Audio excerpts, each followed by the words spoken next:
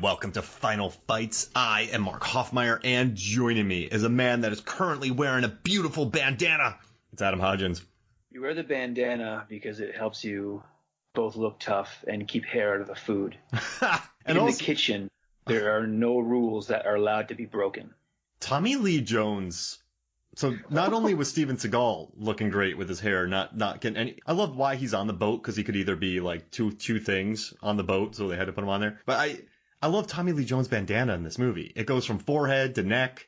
It's all over the place, man. His bandana work is great. And Mark, as a musician, I want to say the thing I didn't believe about this movie, one of the things that took me out of the movie was Tommy Lee Jones as a rock star. Really? Like it felt so forced to me. And he's a great actor. But I thought that like if you watch his performance of him on stage, like with the harmonica and doing all the stuff, and then watch his performance as Two-Face, it's almost the same bit. Oh, he's dialed to 11 on this one. Yes.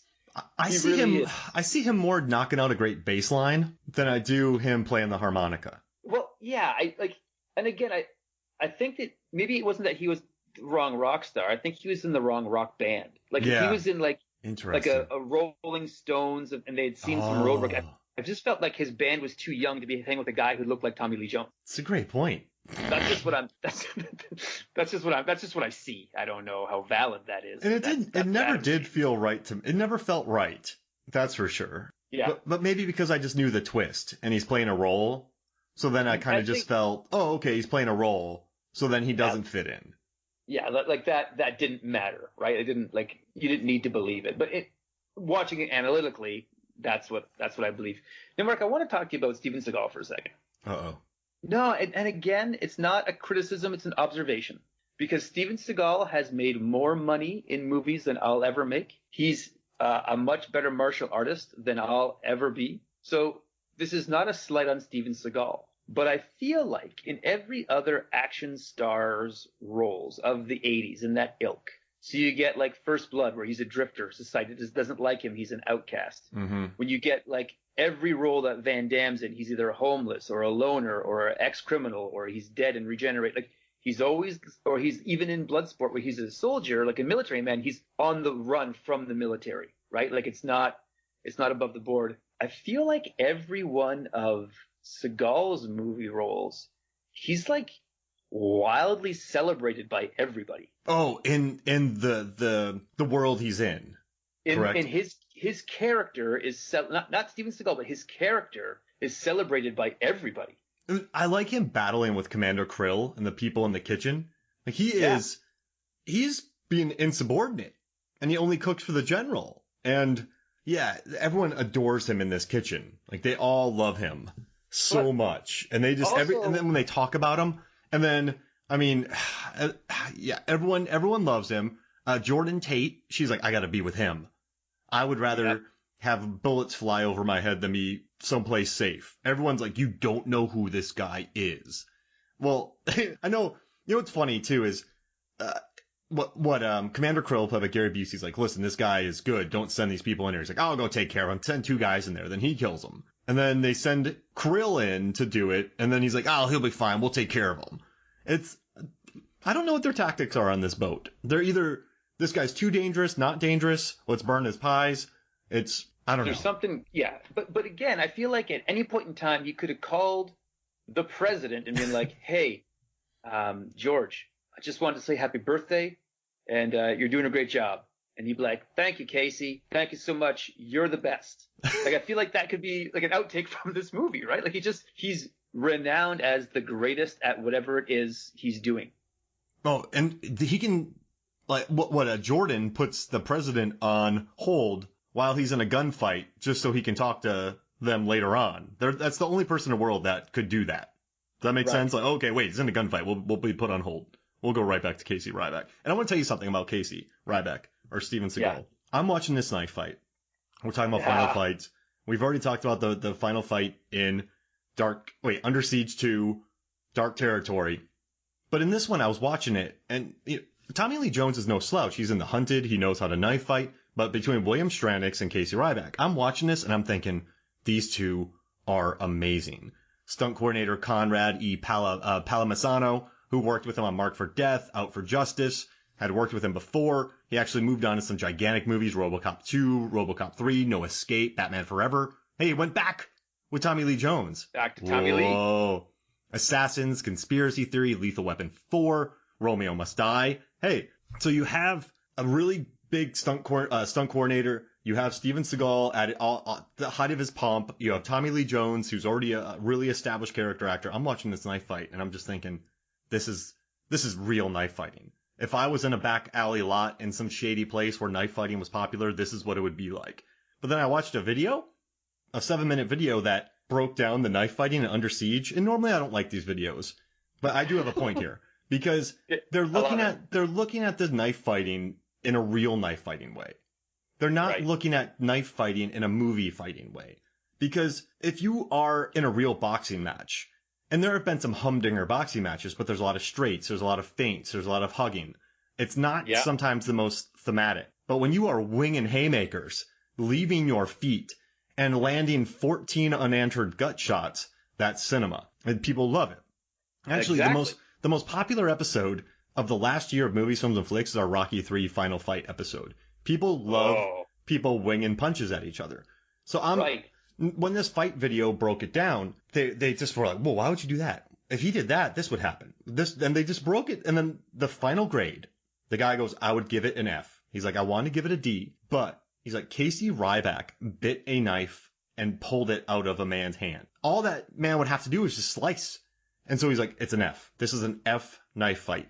But when I was watching it, Steven Seagal made me believe that it was an A knife fight. And so you can't give this a real world grade because it's a movie. As a movie knife fight, I don't think this is an F. As a real world knife fight, it's an F. Yeah, but I didn't go to like a back alley and watch you guys fight for entertainment. I watched Under Siege for entertainment and thoroughly entertained. No, you are absolutely right. And I just think it's interesting seeing they graded it like it was a real world thing. But I just love that all the form was wrong in it. But while watching it, I just went, yes, Steven Seagal, this is perfect. You know, he was. So, does that make sense? Watching it, I thought it was going to get an A. Like someone's going to go, how's this as a real world knife fight? I'm going to examine it. Like, oh, it's A. This is like every form is right. Every stab is right. So I was a little shocked to see it get an F because I thought the 12 seconds of knife fighting and the 14 flips that Tommy Lee Jones does when he gets kicked once and goes flying about 47 feet. Just sells it. Sells it like a champ. But this is the biggest problem I have with it. Okay, Ryback wipes the floor with William Stanix. So in this fight with William Stanix, he gets his jacket, he gets his wrist, he cuts his chest. Yes, Stranix gets a little bit of an eyebrow cut, which is pretty good. I mean, that's pretty good for one of these fights. It's better than the other guys who fought Casey Ryback. I got a question after this. I got a big question for you. But Casey Ryback plunges his thumb into Stranix's eye and then stabs him in the head, which they say is the most believable part of the fight because there's some spots in the top of the skull where you can jam a knife. Right. This guy wiped the floor with Stranix, but he still resorted to an eye gouge. And you're just thinking like, you and I are boxing. Makes total sense to me. You and I are boxing, and I have landed 97 punches on you, and you are almost out, and then I just punch you in the groin. Like that's not. Right. No, but Mark, the logic behind that, my friend, is again Casey Ryback was so close to a Mortal Kombat flawless victory, and then he got the eyebrow cut, and so the eye gouge. All the eye gouge was like, how dare you think? Like that was just a little vendetta. That was just icing on the cake. How strong are his teeth? I would say they are an 18. Yeah. He bit through that knife. Yeah. They actually had to get a prop knife for after he bit it because there was teeth marks in it. I'm going to ask you a question. You ready for it? I want it. Okay. So you have two situations. You can either be William Stanix, who loses very quickly, but does leave a permanent scar on Casey Ryback, right? Yep. You slashed this man's eye, and he will always remember you for the rest of his life. And his teeth, who knows?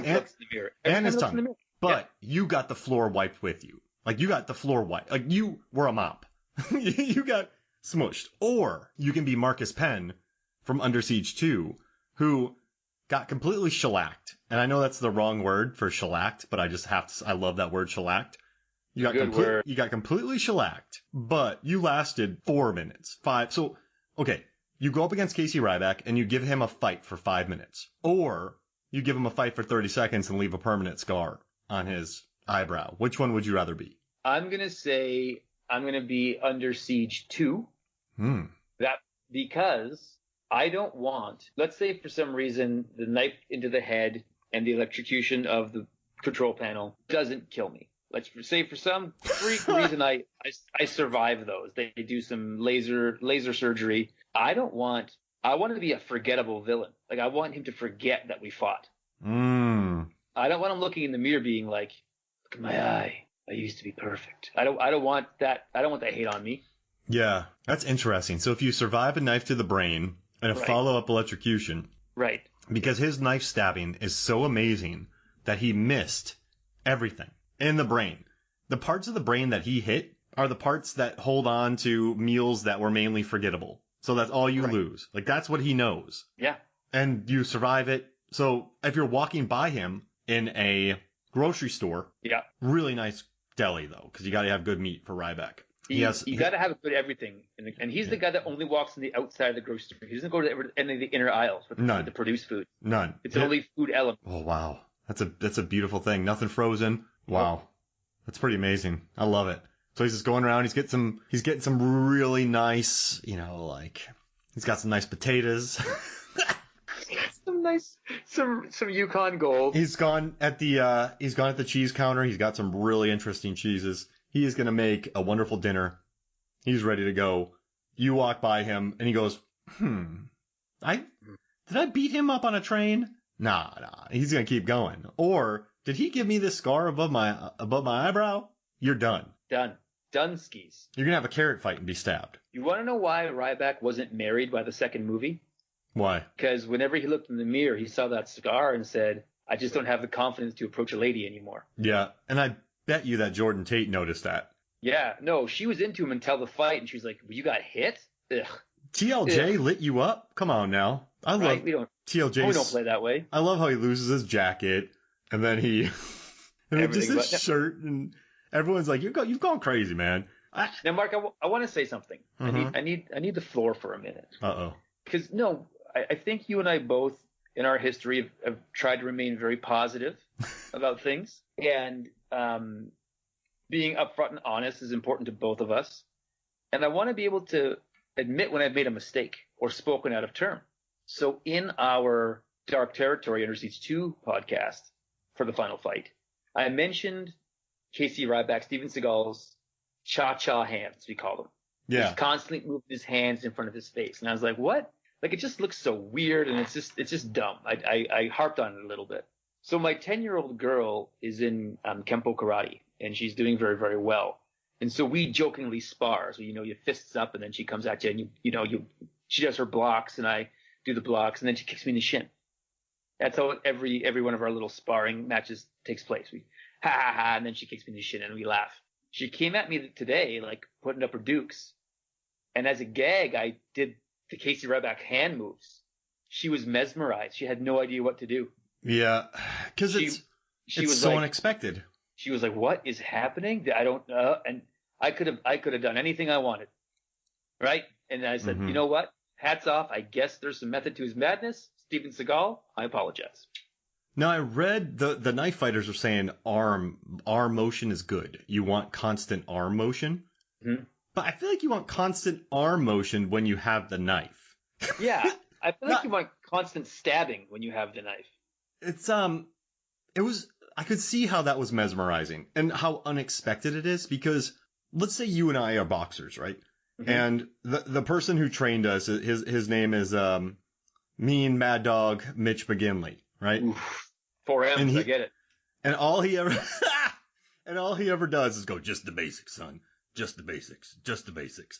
So you and I are just throwing jabs, right? Lots of jabs, combos, we're working combinations. Our footwork is robotic, but technically sound. If someone watched us on a tape and went, oh, okay, it's not very fluid, but it's perfect. You know what they would say about us, Mark? What? They'd say those guys put the fun in fundamentals. Exactly.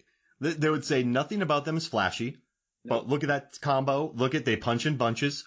So you and I, whenever we box somebody who's just like us, we win, right? We crush them.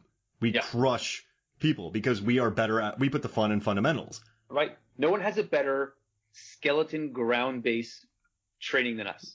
I mean, skyscrapers are built on foundations. Our boxing is built on 10 years of foundation training.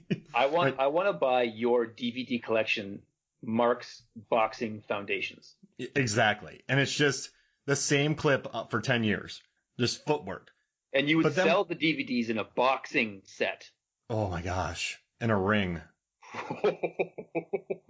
Beautiful. Sorry. Back to Steven Seagal. You were saying about the boxing. But then one night, you and I are both 17-0. We're in different weight classes. Yeah. But we brawl two people called Crazy Carl and Crazy Kenny. Crazy Carl, Crazy Kenny. Yep. So you get CC and KK. Yeah. We both lose because what they bring to the table is really funky styles. Where's that punch coming from? Like, where's this uppercut coming from? That didn't get back. Like, this guy is just throwing rights. There's no jabs. There's no fundamentals, and we fall apart. Because we're not describing Tank Abbott. Yeah, because we don't know, right? This person should be trained. Right. They're not fighting the way they should be fighting. So Casey Ryback, that's what Casey does. Casey has this very fluid movement where he is connecting with strike. Oh, get this.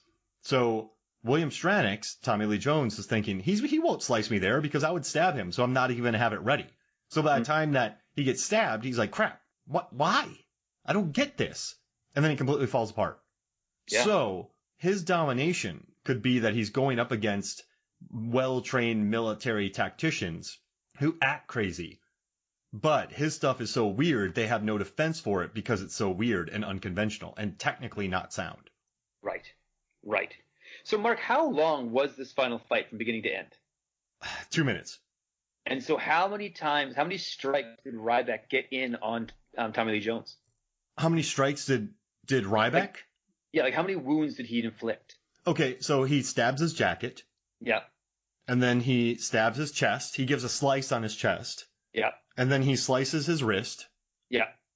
And then he gouges the eye. Yeah. And then he plugs the head and then electrocutes. Okay, so that's 6. Mm-hmm. So we're talking three wounds a minute. So we're talking a wound every 20 seconds. But see, I'm starting this fight with the tackle. Okay. I'm not starting it when they're tackle, then they both back up and they get their knives. So there's breaks in between this. If you did actual combat time with not Tommy Lee Jones sliding around or talking, I mean, there's roughly about 60 seconds of knife fighting. Right. So every 10 seconds there's a wound inflicted. Yes, and most of those are towards the end. Yeah. Right, by Ryback. And there's only one inflicted by Tommy Lee Jones. One on the eyebrow.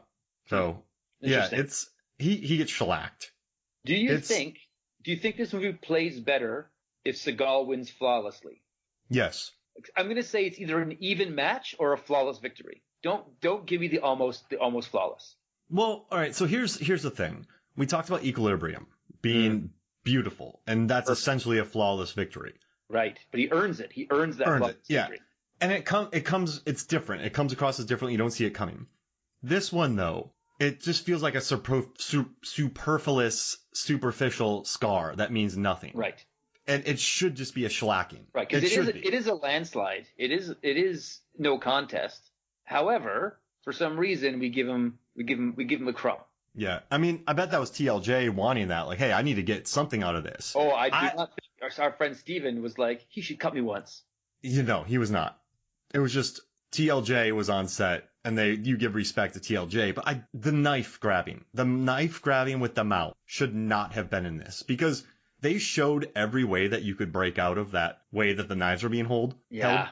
The forearm or the wrists were being held. That's the word that takes me out of the fight every time. Not the little slice by TLJ, because I get it, right? You got to give TLJ a slice. You got to give him something. But when he bites the knife, now you and I both established that we're not knife fighters. Right. In a past life, on many podcasts, we've talked about our inability to use knives as weapons. Yes, just listen to us talk about Desperado and our throwing knife debacles. This though, I'm telling you, man, if I'm knife fighting somebody and they grab the blade of my knife with their mouth, I am going to really hurt them. Even if I lose it, there's no way I'm leaving that. Like, there's no way I'm leaving that fight without them getting a Joker cut. It's going to happen, right? Yeah. No, when I'm in any fight for any reason, I don't think about using my mouth for anything, especially handling a weapon. Yeah, it's no biting, there's just so many ways to get out of that. He could have double reversed the knives and stabbed him through both temples. Yeah. Like that's just, and then slammed him through the TV and been like bunny ears. Well, there's simple rules though when it comes to fighting, Mark. Like when I was in the wrestling team in high school, I can still remember our wrestling coach John Tinnis yelling at us, "Don't reach back! Don't reach back!" No, never reach back. You never reach back. It's like one of the fundamentals. First day, don't reach back. I feel like if you're a knife fighter, like don't use your mouth. don't use your mouth. Reaching back and you're just gonna get pinned. You're gonna get head and armed. Yeah, and it's all over. You're saying, take my arm. Here it is. Yeah, over under. Boom. Done. Like done. You're toast with Nutella. Yeah. Don't bite the knife. Like that's it. That's the one thing you get out of this whenever you're knife fighting in the future, and we don't condone that. No, but if you are, don't bite the knife. Don't bite the knife. This was amazing, man. Thank you. Mark, I know that you don't have a movies, films, and flicks memorabilia store. However, I feel if there was a "Don't Bite the Knife" T-shirt, it would it would sell out. I mean, that's we should figure out how to do that. Because I think we have the cliffhanger shirts, we have the "Don't Bite the Knife" shirt, we have the Meg's had a couple great quotes. Yeah. Of our stuff. We should get some shirts going on here. Which winch would make a wonky witch wince? Yep, that's great. Right. So there's some stuff there. So let's talk about T-shirts in the future. Yeah, don't bite the knife. Don't bite the knife. Mickey from Rocky saying that. Come on, Rocky, don't bite the knife. Who? Okay. Can you get me a picture of him with a bubble just saying, "Don't bite the knife"? Right. Mark, I've already started the photoshopping going on. You're just. All right. Thank you. Who would be in a prequel? No, in a deleted flashback scene where Casey Ryback is being trained in this era? This movie came out, what, 92, 91? Mm-hmm. Who would play the Mickey to Seagal? Who would play his mentor? Okay, so Bronson. Charles Bronson. Wait, when Bronson? Let me check real quick. I mean, he's got to be, right? At this time? Yeah. Let me see. Charles. I just want to make sure that I'm not quite sure when he passed away. Was he still doing canon films at this point in time? Oh, he was 99. Yeah, he passed away in 03. So yeah, Bronson. Charles Bronson. All right, I'm making up a graphic for you. Dude, thank you so much, man. This has been a blast. All right, so for me, Mark Hoffmeyer, and for Adam Hodgins. Wait, Adam, don't bite the knife, Hodgins. This is Final Fights. We'll see you next week.